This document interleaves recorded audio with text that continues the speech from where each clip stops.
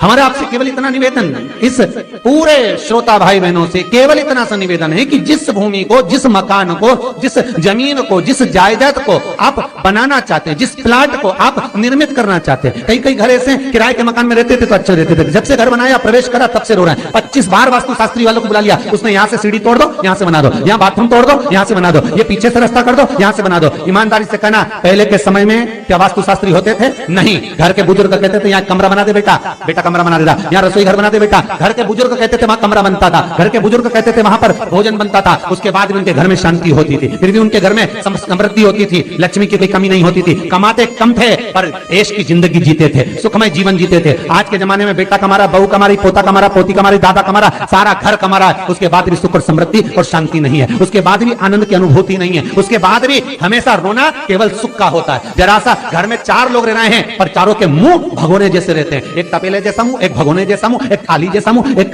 बल्टोई जैसा मुंह, सब कोई बोलने को तैयार नहीं, क्योंकि जब जब बोले तो बर्तन की आवाज आए तो बोलेगी। एक माँ बैठी टीवी के सामने, एक माँ बैठी, एक सोफे पे बैठा, बोले ही नहीं आपस में। वो सुख गया कहां महाराज?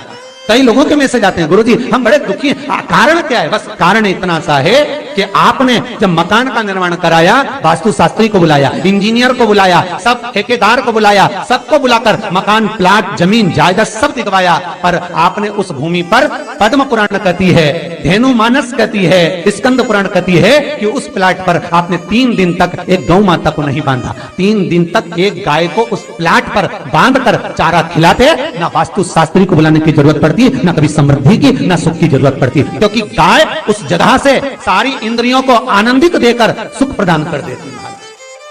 उस जगह के सारी रोग, बीमारी, कष्ट, तकलीफ, दुख को गौ माता खींच लेती।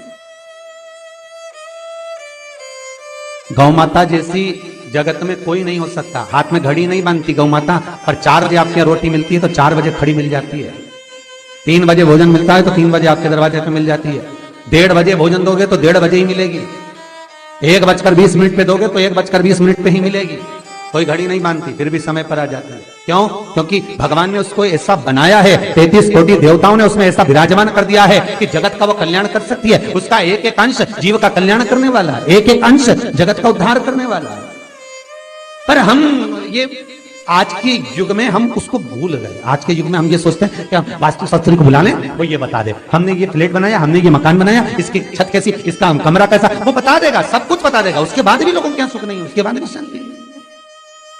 फिर चलो तो चलो किसी बाबा जोगी क्या पूछ रहे, जो ऐसा घूम घूम के बताता, और उसके यहाँ जाकर पूछ लिया, बताओ बाबा जी हमारे घर में शांति नहीं, तो बाबा जी एक ही बात बोले, तेरे ही घर का है जिसने कुछ कर दिया। अब इसको याद आया 15 दिन पहले मेरी जेठानी से लड़ाई हुई थी, उसी ने कुछ करा होगा। अब बताओ बाबा जी ने आपस में ऐसा बीज बो दिया कि घर और जुड़ा हुआ था तो टूट गया। कोई बाबा जोगी सन्यासी तपस्वी साधक उपासक कभी नहीं कहता कि घर का है। हमेशा याद रखो, संसार में किसी की सामर्थ्यता नहीं है कि कोई आपका बुरा कर दे, किसी की सामर्थ्यता नहीं। संसार में किसी की सामर्थ्यता नहीं कि आपका बुरा कर दे, बस आपका बुरा आपका किया हुआ कर्म करता, कोई दूसरा नहीं करता। एक नींबू गिर गया दरवाजे पे तो 14 दिन तक नींद नहीं आई, सीसीटीवी कैमरे में देखो कौन पटक के गया, मेरे को तो 3 दिन से शंका हो रही पड़ोसन पे। अब बताओ, जब कैमरे में देख लिया तब मालूम पड़ा बेचारा साइकिल वाला सब्जी लेके जा रहा था उसके घर पे और नींबू पॉलीथीन से टपक गया। तब सुकून मिला कि ये नींबू, तब सोई आराम से कि पड़ोसन ने कुछ नहीं किया। सब्सक्राइब करें हमारा channel Vastu facts, bell icon दबाएं। ना जाने किसने क्या विद्या कर दी, ना जाने कौन ने कौन सा टोना मार दिया। केवल एक दीवार ऐसी होती है जहां पर हनुमान जी का चित्र लगाया जाता है।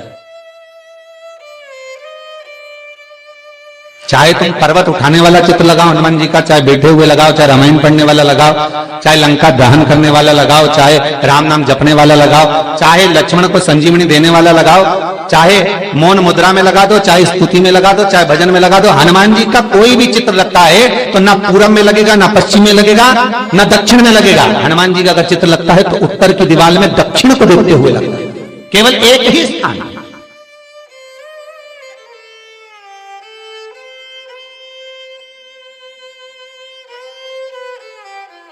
जैसे पूर्वजों के चित्र को, पितरों के चित्र को गए हुए हमारे जीवों के चित्र को दक्षिण में विराजमान किया जाता है, उसी तरह हनुमान को उत्तर में विराजमान कर कर दृष्टि दक्षिण में कर दी जाती है। घर में हनुमान जी के जितने फोटो होते हैं उसको केवल दक्षिण दिशा में लगा और उत्तर दिशा में लगा बिठा देते हैं, और दक्षिण की ओर उनकी दृष्टि होना चाहिए, दक्षिण की ओर उनका मुख होना चाहिए। क्यों महाराज? अगर व्यक्ति के जीवन में कोई बीमारी आने वाली है, व्यक्ति के जीवन में कोई रोग आने वाला है, व्यक्ति के जीवन में अगर कोई कष्ट आने वाला है, व्यक्ति के जीवन में अगर कोई परेशानी आने वाली है, व्यक्ति के जीवन में कोई एक्सीडेंट का योग भी बनने वाला है, तो शास्त्र कहता है वो दिशा दक्षिण से ही बनता है।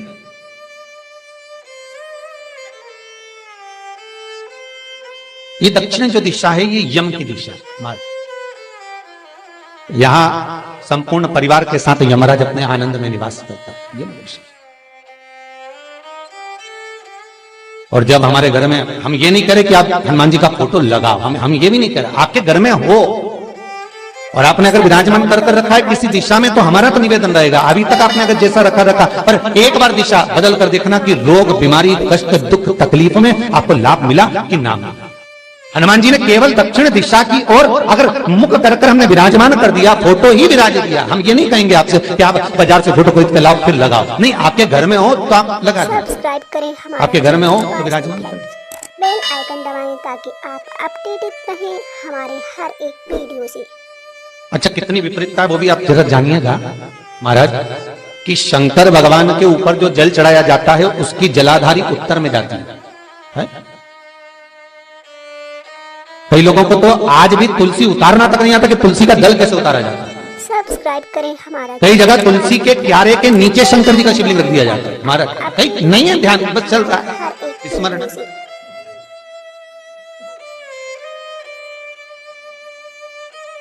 भगवान शिव का जो जल जा रहा है वो उत्तर की ओर जा रहा है, और हनुमान जी को उत्तर में विराजमान कर मुख दक्षिण की ओर कर दिया गया। क्यों? प्रबल दिशाओं में उत्तर और दक्षिण महाराज, ये जो दो दिशाएं हैं, इनको साधने के लिए कोई देवता आगे नहीं आता। अगर इन दिशाओं को कोई साधने वाला है तो केवल एक देवाधिदेव महादेव ही हो सकता है, काल का हरण करने वाला वो महान काल ही हो सकता है। शंकर का ही एक अवतार है हनुमान जी महाराज, रुद्र अवतार महाराज। हनुमान जी से कहा तुम दक्षिण की ओर दिशा पर संभालिए, शिव जी कहते हैं मेरा जल जब उत्तर की ओर जाएगा तो इस दिशा को मैं संभाल, चिंता ना करिए। हमारे हर एक वीडियो से। किसी लड़का और लड़की का विवाह नहीं हो रहा, 30 साल हो गए, 32 साल हो गए, 34 साल हो गए, लड़का लड़की का विवाह ही नहीं हो रहा, बहुत टेंशन है माता पिता।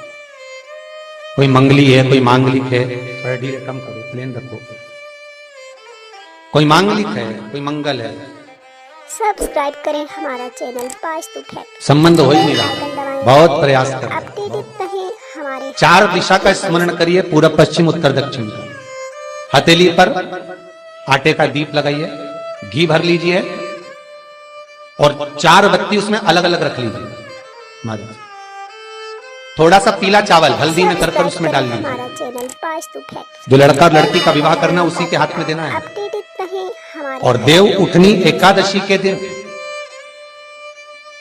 जिस दिन देवता उठेंगे, जिस जगह पर तुलसी सालिग्राम का आप पूजन करते हो, गन्ने के नीचे, ईख के नीचे तुलसी का क्यारा रखकर पूजन करते हो, वहां पर भगवान शिव और भगवान नारायण का नाम लेकर उस दिए को रगवा दीजिए और वहीं पर हल्दी का तिलक उस लड़का या लड़की का कर दीजिए और उसके हाथ में थोड़ी सी हल्दी लगा दीजिए महाराज। सब्सक्राइब करें 2.5 महीने 3 महीने तो बहुत हो गए, उस बच्चा और बच्ची का विवाह पक्का हो गया। अपडेटेड श्री रहें हमारे हर एक शिवाय नमस्तुभ्यं, श्री शिवाय नमस्तुभ्यं, श्री शिवाय नमस्तुभ्यं।